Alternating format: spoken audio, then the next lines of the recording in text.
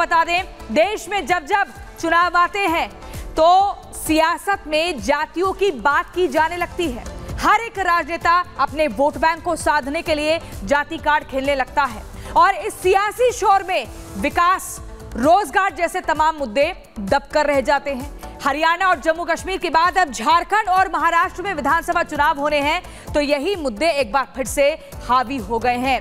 राहुल गांधी ने झारखंड चुनाव के लिए जाति कार्ड खेल दिया है। राहुल गांधी अब बयान दे रहे हैं कि बॉलीवुड में आदिवासी नहीं है। राहुल गांधी कह रहे हैं कि किताब में आदिवासियों से जुड़ा कोई पाठ नहीं है। तो बड़ा सवाल यह है कि क्या चुनाव जीतने के लिए जाति कार्ड ही केवल एक हथियार रह गया है? आखिर क्यों बार बार चुनाव जीतने के लिए समाज को जातियों में बांटने की कोशिश की जाती है? तो इसी मुद्दे पर करेंगे आज की सबसे बड़ी बहस, लेकिन उससे पहले आप देखिए हमारी एक खास रिपोर्ट।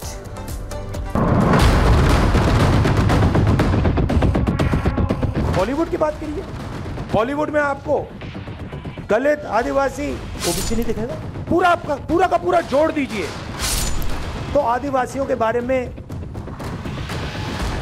आधा चैप्टर मिलेगा। एक मशहूर शेर है कि सरहदों पर बहुत तनाव है क्या, पता करो चुनाव है क्या।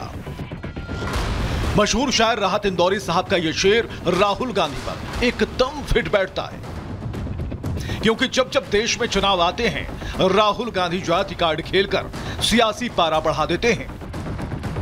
अब एक बार फिर झारखंड चुनाव से पहले राहुल गांधी ने जाति कार्ड खेल दिया है। राहुल गांधी कह रहे हैं कि बॉलीवुड में कोई आदिवासी नहीं है, किताबों में आदिवासियों को लेकर कोई पाठ नहीं है और बीजेपी की सरकारों ने आदिवासियों के साथ भेदभाव किया है, उन्हें ऊपर उठने नहीं दिया है। बॉलीवुड की बात करिए।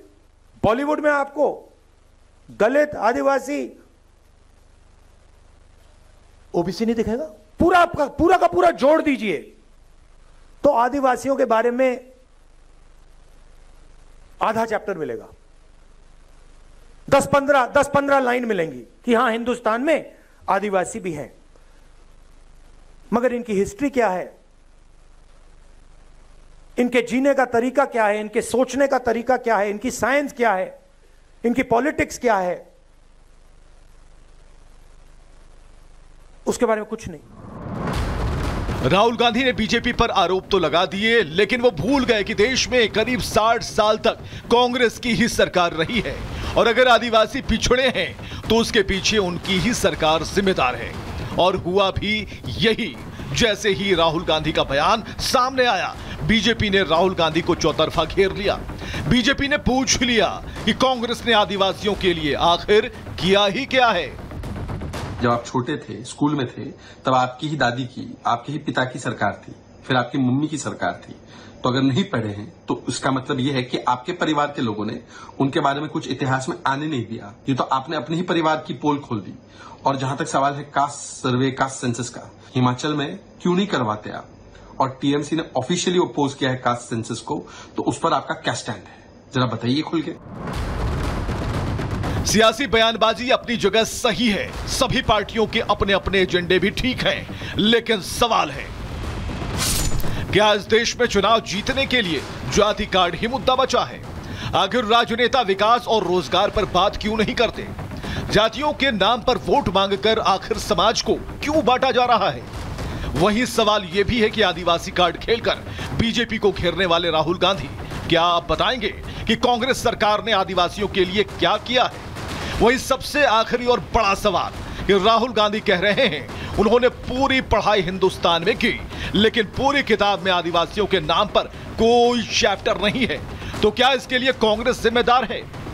क्योंकि राहुल गांधी की स्कूलिंग के दौरान तो देश में कांग्रेस की ही सरकार रही है। ये वो तमाम सवाल हैं जिन पर चर्चा करना बेहद जरूरी है, क्योंकि जब जब चुनाव का बिगुल बजता है तो रैलियों से रोटी, कपड़ा, मकान और रोजगार पर नहीं, बल्कि सवर्ण, SC/ST पर राजनेता ज्यादा बातें करते नजर आते हैं। Bureau report, Republic Bharat.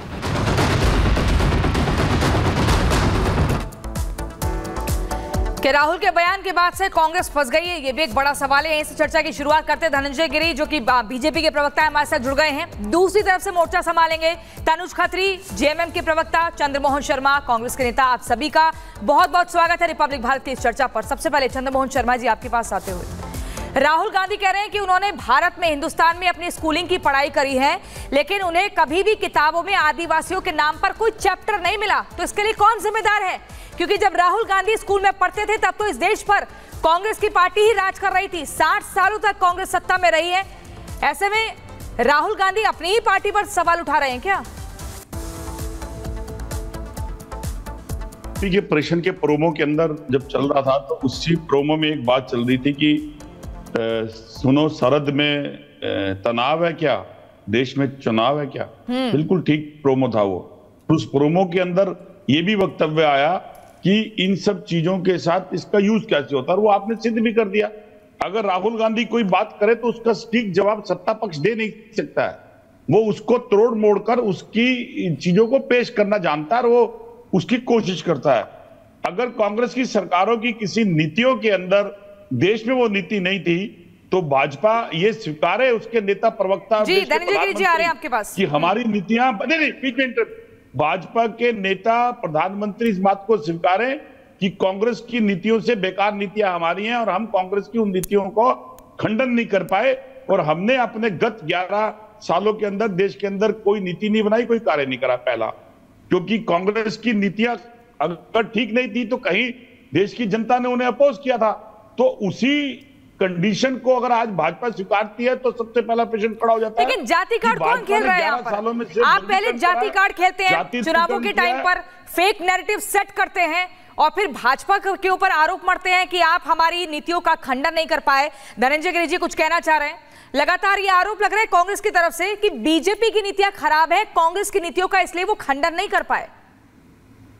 Priyanka ji, सबसे पहले तो बिरसा मुंडा, भगवान बिरसा मुंडा की जयंती पर प्रधानमंत्री गए और हम लोगों ने 30 करोड़ रुपए लगा करके 10 आदिवासी के शीर्ष जो लोग हुए, आदिवासी कल्याण मंत्रालय बनाया। 10 साल में जहां कांग्रेस का बजट 29,000 करोड़ होता था, 1,30,000 करोड़ का बजट बनाया। पहली बार आदिवासियों को सम्मान दिया गया, समाज के अंतिम व्यक्ति को जोड़ा गया। आदिवासी कल्याण मंत्रालय दलित वंचित शोषित पीड़ितों को समाज की मुख्य धारा में ला करके हमने आगे बढ़ाया। उनके लिए छात्रवृत्ति योजना से लेकर तमाम योजनाएं शुरू की। लेकिन जो मुख्य मुद्दा है कि मैं ये समझ नहीं पा रहा हूं बहुत देर से कि कांग्रेस में कितने पप्पू, ये मुझे समझ में नहीं आ रहा है। राहुल गांधी कह रहे हैं कि जितना बोल रहे हैं उतना कांग्रेस की कलाई खोल रहे हैं। राहुल गांधी कह रहे हैं कि आदिवासी चैप्टर बनाई थे, भाई तो सरकार किसकी थी? पंडित नेहरू, इंदिरा गांधी, राजीव गांधी, यानी कि सबको नकारा बता रहे हैं। अपने परिवार में, अपने पार्टी को, अपनी पीढ़ियों को नकारा बता रहे हैं। उनके प्रवक्ता बैठ के भी नहीं बता पा रहे, कह रहे हमारी नीतियां खराब तो थी, वो एक्सेप्ट कर रहे हैं। तो मैं ये समझ नहीं पा रहा हूँ कि चंद्रमोहन जी कुछ कहना चाह रहे हैं? चंद्रमोहन जी, बीजेपी का सीधे तौर पर ये कहना है कि राहुल गांधी सेल्फ गोल कर गए इस बार भी सेल्फ गोल कर गए राहुल गांधी, अपने पैर पर ही कुल्हाड़ी उन्होंने मार ली। क्योंकि बीजेपी का ये मानना है कि हमें तो भाई अगर दलितों की बात करें या फिर आदिवासियों की बात करें तो राष्ट्रपति पद पर बिठाया एक महिला को। अगले साल बिरसा मुंडा, जिसको भगवान मानते हैं झारखंड में आदिवासी, उनका वर्ष हम बना रहे हैं, एक वार्षिक और पूरा साल बनाएंगे। तो फिर कैसे आप बीजेपी के ऊपर उंगली उठा सकते हैं? देखिए, लोमड़ी अगर जितना मर्जी चाहे कि मैं ईमानदारी कर लूं, लोमड़ी की चाल प्रवृत्ति दिख जाती है। अभी नेता प्रवक्ता भाजपा के इस बात को साबित करा कि भाजपा की नीति क्या है। मैंने हल्का सा सिर्फ चिंगारी लगाई, उसी ऊपर वो आ गए। अरे हम तो कह रहे हैं कि वो नीतियां गिनवा रहे हैं ना आपको अपनी। आदिवासी देश की प्रधान राष्ट्रपति बनाई, लेकिन महामहिम राष्ट्रपति का अपमान आपने देश के श्रद्धेय आराध्य राम जी के मंदिर के अंदर आपने उनको नहीं बुलाया, ये अपमानित था। इसके ऊपर आज तक आपने जवाब नहीं दिया। और हम तो ये भी कह रहे हैं, चंद्रमोहन शर्मा जी, हैरानी इस बात की होती है कि जब बेतुकी बात है आप इस डिबेट में भी परोसते हैं। आपको पता नहीं है कि राष्ट्रपति को उस कार्यक्रम में क्यों नहीं बुलाया गया था? एक प्रोटोकॉल होता है, इतनी भीड़ थी वहां पर, कैसे राष्ट्रपति आके कैसे बेतुकी बातें कर रहे हैं? यहाँ पर फेक नैरेटिव नहीं चलेगा, यहाँ पर आपको फैक्चुअली बात करनी पड़ेगी। प्रमुख का प्रोटोकॉल था प्रियंका, ये सबसे बड़ी समस्या है। क्या मंदिर में बुलाया जाना? मोहन भागवत जी का खड़ा होना कोई भाई, आप मंदिर प्रोटोकॉल को बैठे हुए मंदिर अगर प्रधानमंत्री जी देखिए विषय पर बोलने के लिए इनके पास कुछ नहीं है। प्रोटोकॉल था। आई रिक्वेस्ट कि please come on the topic, और अगर नहीं है तो मान लीजिए